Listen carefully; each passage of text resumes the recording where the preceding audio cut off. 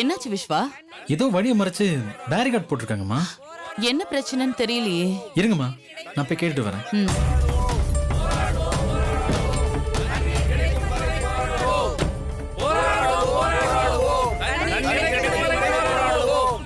அண்ணே, இந்த பக்கம் வழி இல்லையா? ஏன்னா அடைச்சு வச்சிருக்காங்க? அதுவா சார், தண்ணி வேணும்னு சொல்லி போராடிட்டு இருக்காங்க. இந்த பக்கம் போக முடியாது, நீங்க சுத்தி அந்த பக்கமா போங்க. ஓகேண்ணே, தேங்க்ஸ்.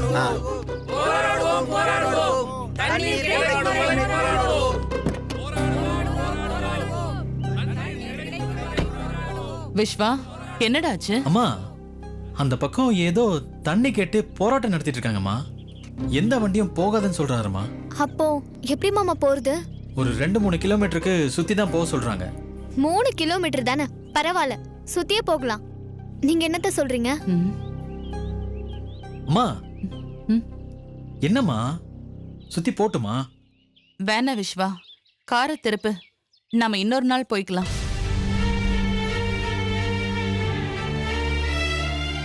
விஸ்வா, வண்டிய வீட்டுக்கு விடுடா. அத்தை, வேற வழியில போலாம் அத்தை. அதெல்லாம் வேண்டாமா? அம்மா, அவதான் ஆசைப்படுறாள். ஆமா அத்தை, இவ்ளோ தூரம் வந்துட்டு ட்ரெஸ் எடுக்காம போனா எனக்கு ஒரு மாதிரி கஷ்டமா இருக்கும் அத்தை. அம்மா தான் சொல்றாங்கல்ல, கொஞ்சம் புரிஞ்சுக்கோ லட்சுமி. இன்னொரு நாள் கண்டிப்பா எடுத்து கொடுப்பாங்க. விடு லட்சுமி, அப்புறமா பாத்துக்கலாம். இப்படி ஆசை காட்டி மோசம் பண்றீங்களே அத்தை. வாய மூடுறே. லக்ஷ்மி, நான் சொன்ன மாதிரி செய்வேன். கண்டிப்பா உனக்கு புது ட்ரெஸ் எடுத்து கொடுப்பேன். ஆனா இன்னைக்கு வேண்டாமா? வீட்ல இருந்து கிளம்புனதுல இருந்தே மனசு ஏதோ நெருடலாவே இருக்கு. அதோட அந்த துளசி கூட பிரச்சனை. அவ வழிய வேற மறைச்சு நின்னுட்டு இருந்தா. இதுவே தடங்கலா இருக்கு. இன்னொரு நாளைக்கு பாத்துக்கலாம். என்ன விஸ்வா? அம்மா, நீ வீட்டுக்கே போடா. சரிம்மா.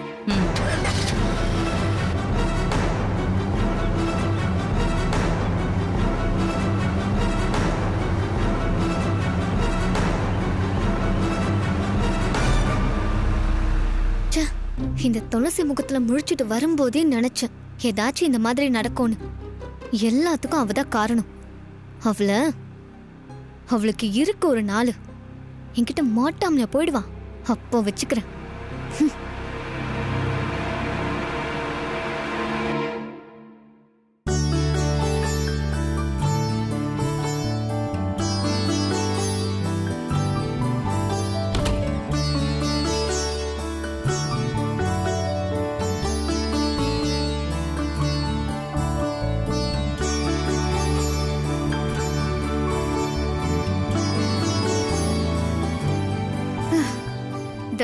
தத்தி ஆளுதான் அழுக்காண்டி மாதிரி இருக்கான்னு பார்த்தா ரூம அதை விட அழுக்கா வச்சிருக்கான். மாமா இதெல்லாம் பார்த்துட்டு எப்படிதான் சும்மா இருக்காரோ தெரியல.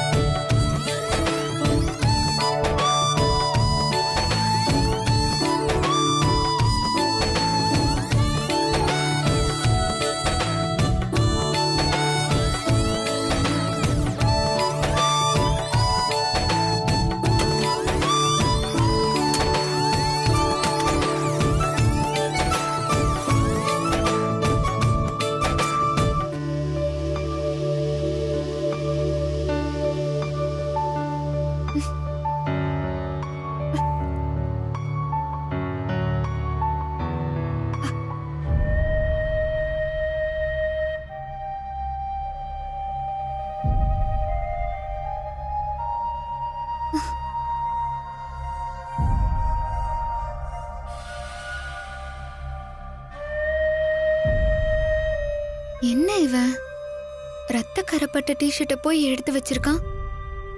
சரியான லூசா இருப்பான் போல இருக்கு.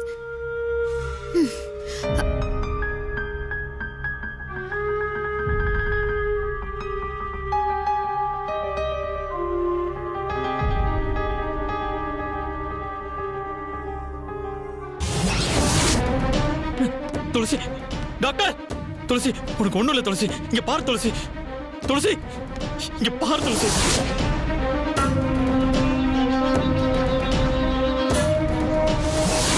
டாக்டர், டாக்டர் துளசி, கண்ணை திறந்து பாரு துளசி.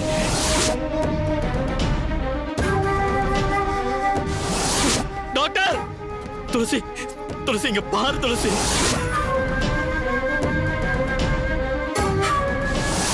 துளசி, டாக்டர், டாக்டர்.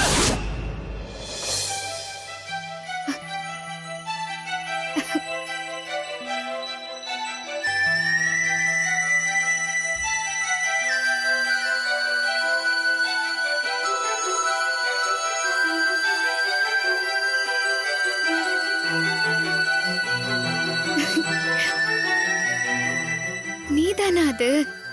தத்தி, என்கிட்ட சொல்லிருக்கலாம்ல.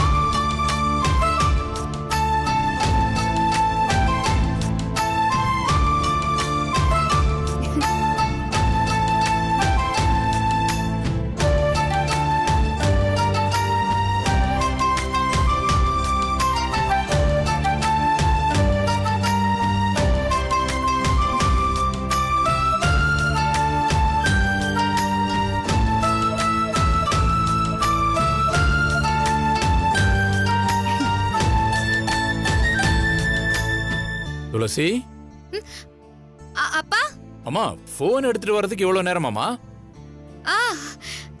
இதோ வந்துட்டேன்ப்பா. சீக்கிரம் வா, எல்லாரும் வெயிட் பண்றாங்க. இதோ வந்துட்டேன்.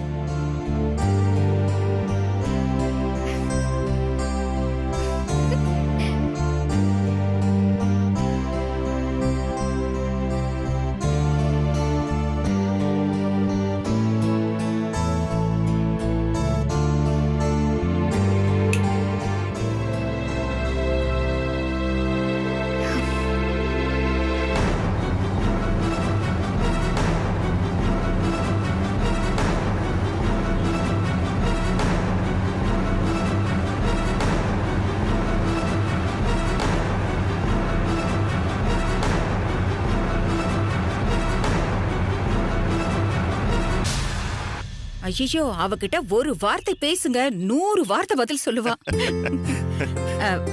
கொடுங்க. புடிமா, சூடா இருக்கு. மச்சான். அண்ணே, தண்ணி ஊத்துமா.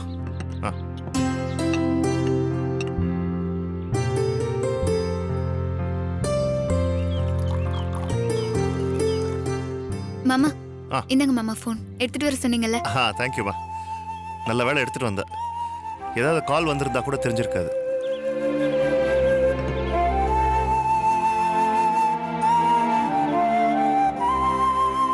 என்ன துளசி, ஏன் ஒரு மாதிரியா இருக்க?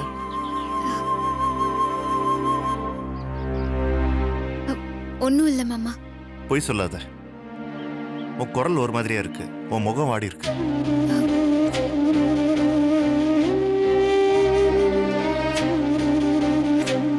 அழுதியாமா?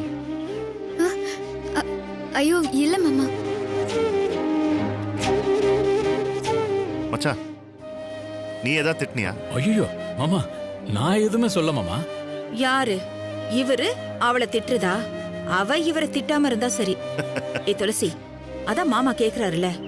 ஏண்டி உன் முகம் ஒரு மாதிரியா இருக்கு? சொல்லுடி. நீங்க நினைக்கிற மாதிரி எல்லாம் ஒண்ணும் இல்ல. நான் விஸ்வா ரூமுக்கு போனேன்ல, அவ ரூம் ரொம்ப குப்பையா இருந்துச்சு. அத க்ளீன் பண்ணும்போது தூசி கண்ணுல விழுந்துருச்சு. போதுமா? எத்தனையோ வாட்டி அந்த பையன் கிட்ட சொல்லிட்டேன், ரூமை கிளீனா வச்சுக்க, துணியை கண்டபடி போட்டு வைக்காதன்னு. அவன் கேட்டாதானே? விடுங்கண்ணே, விஸ்வா வயசு பையன், கொஞ்சம் அப்படி இப்படிதான் இருப்பான். கொஞ்ச நாள் போனா எல்லாம் சரியாயிடும். அவனுக்கே பொறுப்பு வந்து எல்லாத்தையும் சரி பண்ணுவான். நீங்க வேணா பாருங்களேன். என்னமாமா நீ தான் சொல்ற, பாப்போம். சரி சரி, வெட்டி கதை பேசினதெல்லாம் போதும். பிரியாணி சூடு ஆறுறதுக்குள்ள எல்லாரும் சாப்பிடுங்க. நான் உங்களுக்கு பரிமாறேன். Super super.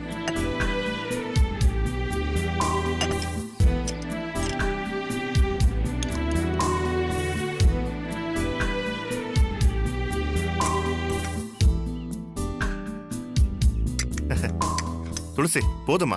போதும் போதும் போதும்.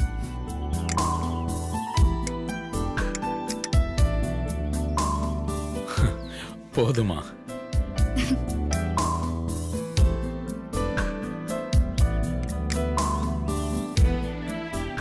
போதும் போதும்டி, போதும். எல்லாரும் சாப்பிடுங்க. சாப்பிட்டுட்டு டேஸ்ட் எப்படி இருக்குன்னு சொல்லுங்க.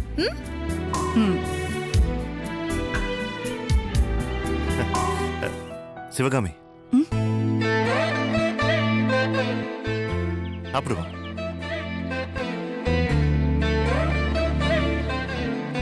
என்னம்மா அப்படி பாக்குற? சாப்பிடு.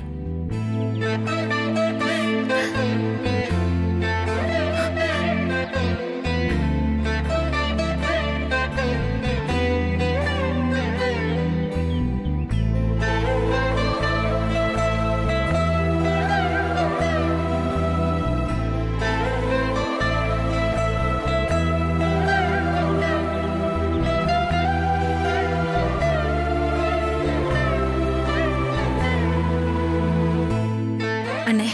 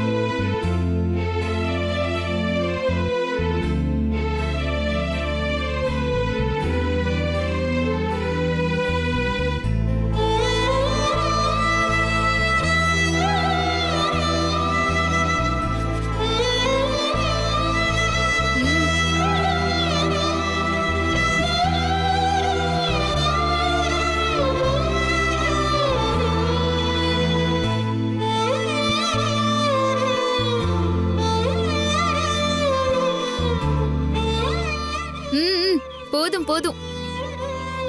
ஓவர் சென்டிமெண்ட் உடம்புக்கு ஆகாது. போடி. உனக்கு என்னடி தெரியும் அண்ணன் தங்கச்சி பாசத்தை பத்தி? ஆமா ஆமா, எங்களுக்கு எப்படி தெரியும்? ஆமாமா, உங்களுக்கு தெரியாதுதான். ஏன்னா நாங்க உங்களை ஒரே குழந்தையா பெத்தெடுத்து வளர்த்துட்டோம், அதனால தெரியாதுதான். உங்களை யாரு ஒரே குழந்தைய பெத்துக்க சொன்னது? பாருங்க, எனக்கும் ஒரு அண்ணன் இருந்தா நானும் இப்படி சாப்பாடு ஊட்டியிருப்பேன்ல. அது என்ன, அண்ணனும் தங்கச்சியும் மாத்தி மாத்தி ஊட்டிக்கிறீங்க? அதுவாமா, சின்ன வயசுல நானும் உங்க அம்மாவும் அடிக்கடி சண்டை போட்டுப்போம். ஒரு நாள் 2 பேரும் அடித்தடி வரைக்கும் போய் ஒரே ரகல. அப்ப எங்க அம்மா எங்க 2 பேருக்கும் ஒரு பனிஷ்மெண்ட் கொடுத்தாங்க. 1 வாரத்துக்கு நாங்க 2 பேரும் எங்க கையால சாப்பிடக்கூடாதுன்னு, யாராவது ஊட்டி விட்டாதான் சாப்பிடணும்னு சொன்னாங்க. பசி வேற, அதனால சண்டையை மறந்து எங்களுக்குள்ள அவ எனக்கு ஊட்டி விட, நான் அவளுக்கு ஊட்டி விட, அப்பதான் சாப்பிட ஆரம்பிச்சோம். 1 வாரம் முடியும் போதுதான் தெரிஞ்சது அது எங்க அம்மா எங்களுக்கு கொடுத்த பனிஷ்மெண்ட் இல்ல, ட்ரீட்மெண்ட்னு. அதுக்கப்புறம் எங்களுக்குள்ள எந்த சண்டையும் வந்ததில்ல. அதுக்கப்புறம் எப்போ ஒன்னா சாப்பிட உட்கார்ந்தாலும் இப்படிதான். முதல் கவலத்தை மாத்தி மாத்தி ஊட்டி விட்டுட்டு அதுக்கப்புறம் தான் சாப்பிடவே ஆரம்பிப்போம்.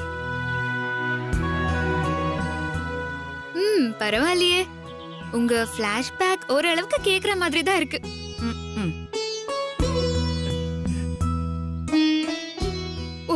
இனியாவது சாப்பிடுங்க. பாவம் பார்த்திபா உங்க கதையை கேட்கவா இல்ல பிரியாணிய சாப்பிடவான்னு மாத்தி மாத்தி லுக்கு விட்டு தவிச்சிட்டு இருக்காரு.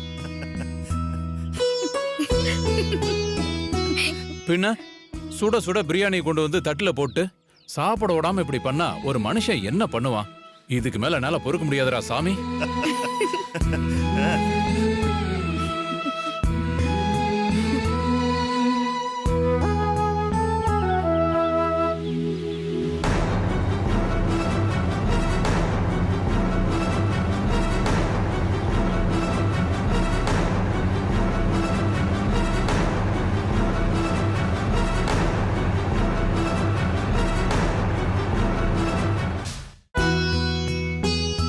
அடடா துளசி, உன் கை பக்குவமே தனிதாமா.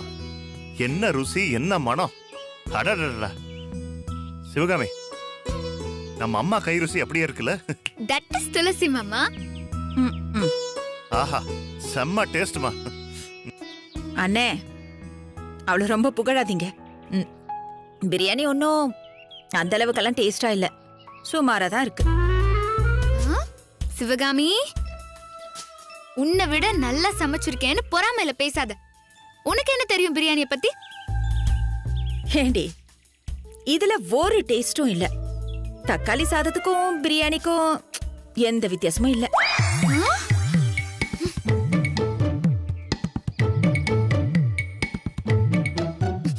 உனக்கு பிரியாணியும் கிடையாது, ஒண்ணும் கிடையாது போ. இத சாப்பிடுறதுக்கு சாப்பிடாமலேயே இருக்கலாம். மாமா பாருங்க மாமா. சரி சரிம்மா. துளசி, உங்க அம்மாவுக்கு பிரியாணியே பண்ண தெரியாதுமா, அதனாலதான் அப்படி சொல்றான். எனக்கு எனக்கு பிரியாணி பண்ண தெரியாதா? நான் இவளை விட நல்ல டேஸ்டாவே பிரியாணி பண்ணுவேன். ஏங்க சாப்பிட்டுட்டு இருக்கீங்களே, நான் பிரியாணி பண்ண எப்படி இருக்கும்? எப்படி இருக்கும் சொல்லுங்க. துளசியை விட ரொம்ப நல்லா பண்ணுவா. சொல்லுங்க. நமக்கு கல்யாணம் ஆன புதுசுல கூட நீங்க கேட்டீங்கன்னு நான் உங்களுக்காக ஸ்பெஷலா பிரியாணி செஞ்சு கொடுத்தேன். நீங்க கூட சாப்பிட்டு நல்லா இருக்கீங்களே. ஆமாமா, என் லைஃப்ல அப்படி ஒரு பிரியாணியா நான் சாப்பிட்டதே இல்ல. கேட்டுக்கோடி. புளிய கரைச்சு ஊத்தி பிரியாணி செஞ்சு வச்சிருந்தா. வாழ்க்கையிலேயே புளிப்பான பிரியாணிய அன்னைக்குதான் நான் சாப்பிட்டேன். போங்க, எல்லாருமே அவளுக்கு தான் சப்போர்ட் பண்ணிட்டு இருக்கீங்க. எனக்கு பிரியாணி வேணாம், ஒண்ணும் வேணாம், எல்லாத்தையும் நீங்களே சாப்பிட்டுக்கோங்க. சிவகாமி, வேண்டாம் எனக்கு. ஏமா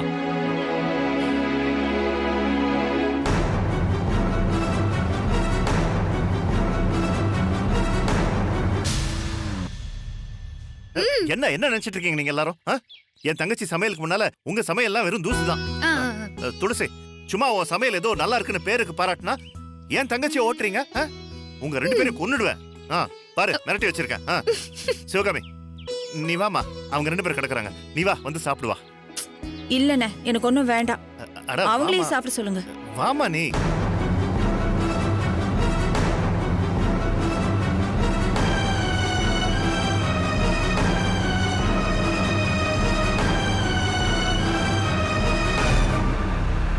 சிவகாமி, நீ வாமா, வான்னு சொல்ற. வேண்டாண்ணே, வான்னு சொல்றல்ல. ஹே சிவகாமி, ஓவரா சீன் போடாத, வா. ஏய் வாயாடி, ஏதாவது பேசுன உடனே தாண்டி நான் சாப்பிடல. என்ன விட நீ ஒண்ணு பிரியாணி. சிவகாமி, அவ கடக்குறாமா, நீ உட்கார்ந்து சாப்பிடுமா, உட்காரு நீ. இங்க பாரு சிவகாமி, நீ ஃபீல் பண்ணிட்டு இருக்க, உன் புருஷனை பாரு, பிரியாணி அள்ளி எப்படி கட்டுறாருன்னு.